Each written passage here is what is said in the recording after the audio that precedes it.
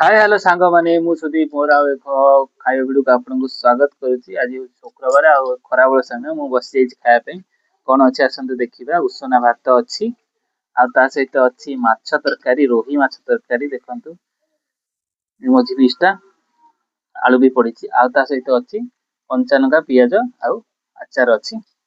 वर्तमान टेस्ट करिया भात रे गोळेई तरकारी के देइचे आलू पीछे नि जा चकड़ी देइकी तरकारी झोलटा बहुत बढ़िया है। मसला ताती जी माछटा भी बहुत बढ़िया আছে।